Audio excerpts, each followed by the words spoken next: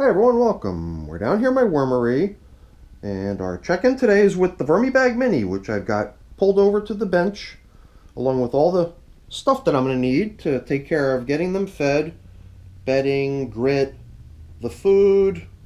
If we need it, I got my squirt bottle, but lately I don't think we've been needing the squirt bottle too much. We've been in pretty good shape with moisture in the VermiBag Mini, luckily. Hopefully things remain that way. So let's get to work on checking in on these guys and seeing how they're coming along. Every time we finish here, this is relatively level, and I can always see a good size recess right in the center where we last fed. Oh, I'm just trying to shake that one little guy off. There's a couple more on here, but perhaps I can fold it over. I folded it over so the damp side's on the inside, as if we had a burrito. So before I get my hands dirty, let me just share with you the fact that today we're on day 800. Yep, the VermiBag Mini has now been in service for 800 days. There have been 64 feedings. Today, feeding number 65 is pretty run-of-the-mill kitchen scraps, plus a nice big matzah cracker. And I've also got my supply of coffee, worm chow, and apologies, there's a big glare coming off the one of the lamps overhead. It's just so difficult finding a good angle to not blind you with the reflection. So blah blah blah, the typical stuff I usually share about the system, as well as even a statistic for an object that's been in the composting world now for even longer than the system's been in service. The pumpkin stem that came with the worms from their old home. Let's see how they did with their last feeding from 14 days ago. I can see we left a coffee filter here, maybe even two, as feeding zone indicators to show ourselves where we last fed. They don't really even look like coffee filters anymore, hardly.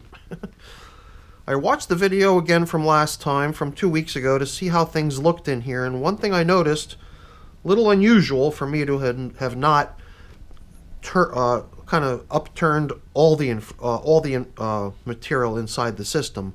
All we kind of did was we excavated a spot down the middle into which we placed the feeding, and then we never tilled up the outer edges around the walls of the container, which sometimes I do in my bins too, but here I almost always go looking all over the place, and for whatever reason I figured, hey, let's give a portion of the system a break from being intruded on and let it sort of remain untouched. I think there had been a 12-day pause, and now with the additional 14-day pause, the outer edges of the system have been relatively untouched for almost a month.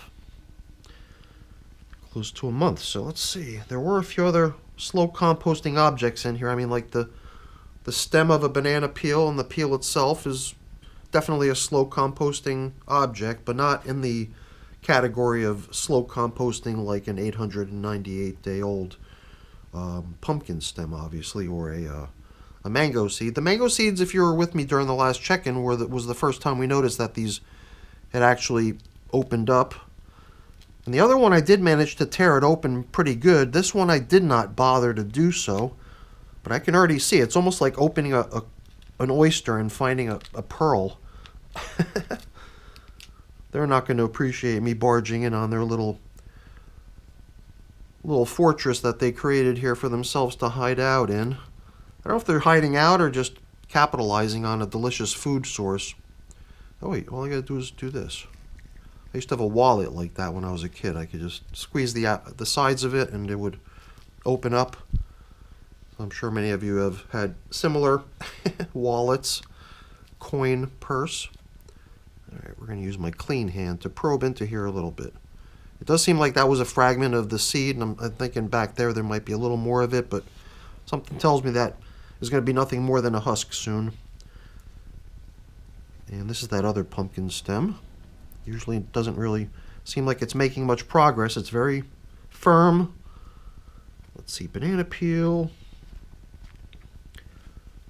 I know there's another mango seed husk. This one feels downright hollow. Just it feels so much lighter for some reason. Maybe it is hollow. Maybe the worms have taken care of what was inside and have moved on, looking for more foods elsewhere. And then we'll know it wasn't just for the confined space that they were coming in there for. They were coming in for the food. All right. I'm so awkward with this thing, and I could see inside just a couple of worms, but certainly not like what's inside the other one. And it felt to me like something did shake out of there. I wondered if I might have ejected the last little scraps of the seed that might have still not been completely eaten yet, but whatever. Let's press on. It's like, oh, okay, we get it. You found leftover foods. Let's get this check-in done already. All right, I agree. Let's quit indulging. Last time we dug down like this, we encountered a pocket of bedding from the previous check-in that had been, I guess, placed down there, but not really adopted by the worms for use. In fact, it just sort of was sitting there dry-ish. So that all got blended in. That was leafy matter. Today I'm going in here with a couple soiled paper towels.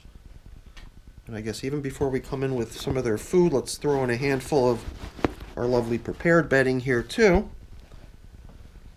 Shredded paper cardboard with leaves, and it is dampened, but it's not terribly damp. And even before we come in with the kitchen scraps, I've got some coffee here.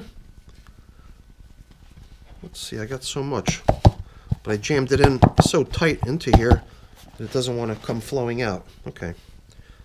That seems like a nice portion, and we're even going to kind of blend in a little bit of my worm chow to make the coffee just that much more interesting for them. And this thing here, I'm not sure if it's in the bread category or what, but it's definitely dry. It's almost like a saltine without any salt, I guess.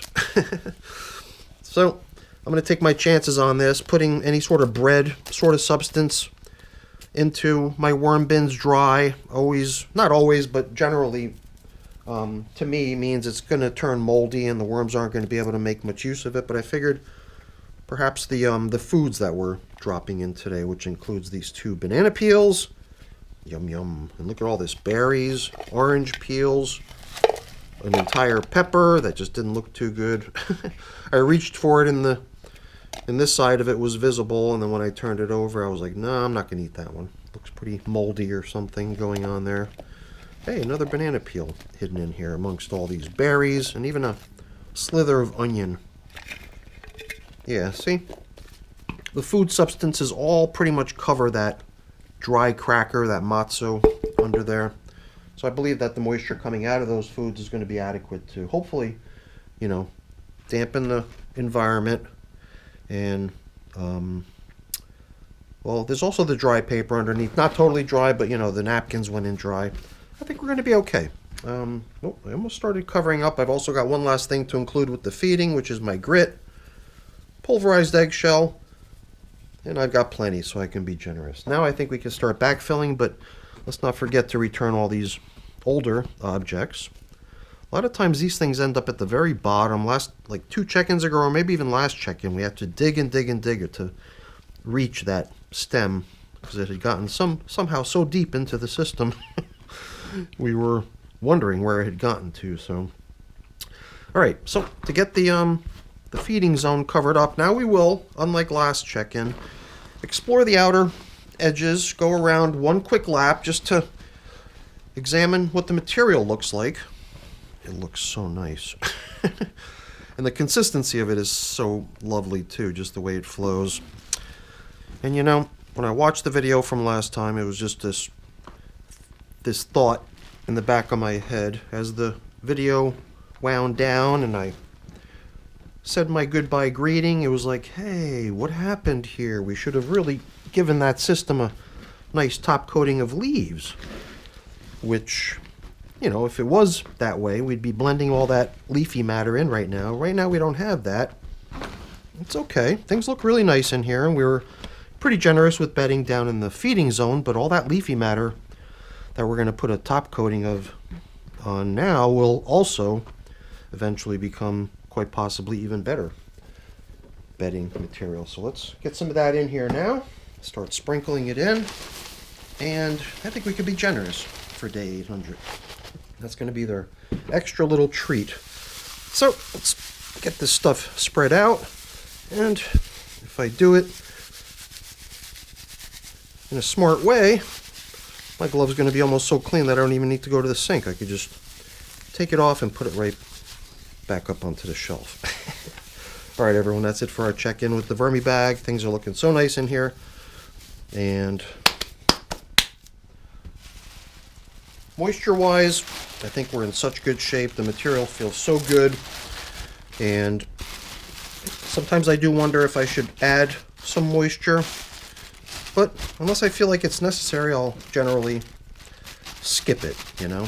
And right now, I don't think it was necessary, so I skipped it. So that's it for the check-in, everyone. Hopefully you enjoyed it. If you did, as always, please don't forget to leave me a quick thumbs up before you go. That's always really appreciated. And if you haven't done so already, please also consider subscribing to the channel. That's very much appreciated as well. All right, everyone. Have a great day. Thanks for watching. Bye now.